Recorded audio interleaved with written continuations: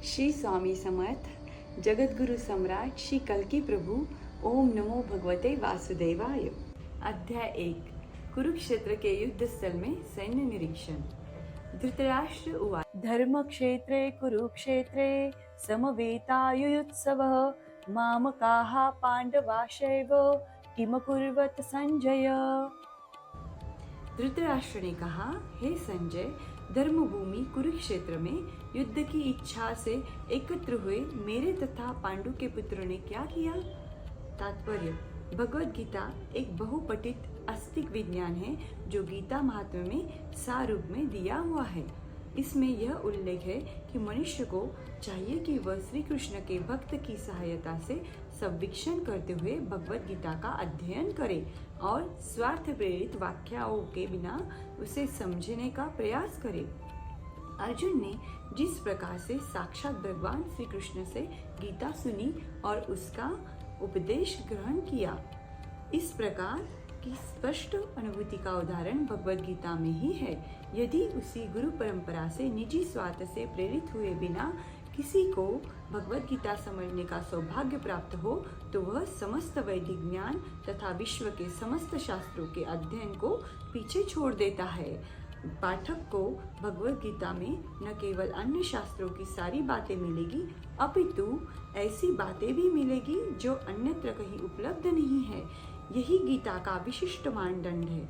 स्वयं भगवान श्री कृष्ण द्वारा साक्षात उच्चरित होने के कारण यह पूर्ण आस्तिक विज्ञान है। महाभारत में वर्णित धृतराष्ट्र तथा संजय की वार्ताएं इस महान दर्शन के मूल सिद्धांत का कार्य करती है। माना जाता है कि इस दर्शन की प्रस्तुति कुरुक्षेत्र के युद्ध स्थल में हुई, जो वैदिक युग से पवित्र तीर्थस्थल रहा है। इसका प्रवचन भगवान द्वारा मानव जाति के पथ प्रदर्शन हेतु तब किया गया जब वे इस लोक में स्वयं उपस्थित थे।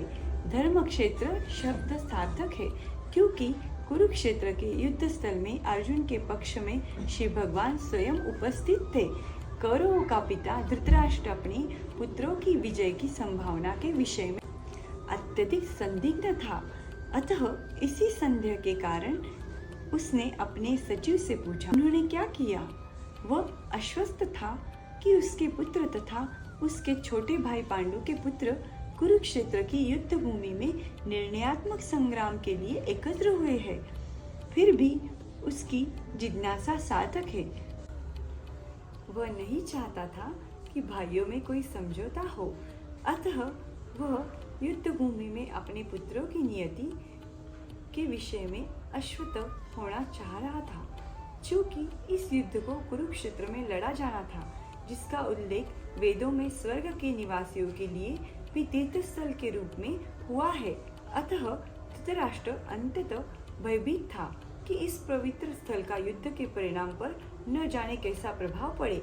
उसे भली भांति ज्ञात था कि उसका प्रभाव अर्जुन तथा पांडु के अन्य पुत्रों पर अंततः अनुकूल पड़ेगा, क्योंकि स्वभाव से वे सभी पुण्यात्मा थे। संजय श्री व्यास का शिष्य था, अतः उनकी कृपा से संजय धृतराष्ट्र के कक्ष में बैठे बैठे कुरुक्षेत्र के युद्ध स्थल का दर्शन कर सकता था।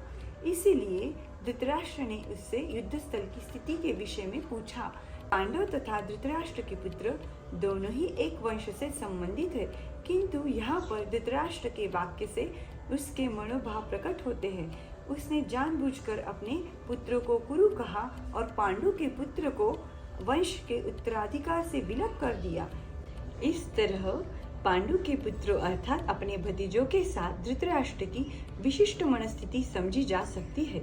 जिस प्रकार धान के खेत में अवांछित पौधों को उखाड़ दिया जाता है, उसी प्रकार इस कथा के आरंभ से ही ऐसी आशा की जाती है कि जहाँ धर्म के पिता श्री कृष्ण उपस्थित हो, वहाँ कुरुक्षेत्र रूपी खेत में दुर्योधन आदि धृतराष्ट्र के पुत्र रूपी अवांछित पौधों को समूल नष्ट करके युधिष्ठिर आदि नितांत धार्मिक पुरुषों की स्थापना की जाएगी। यहाँ धर्म क्षेत्र तथा कुरुक्षेत्र शब्दों की उनकी ऐतिहासिक तथा वैदिक महत्ता के अतिरिक्त यही सार्थकता है।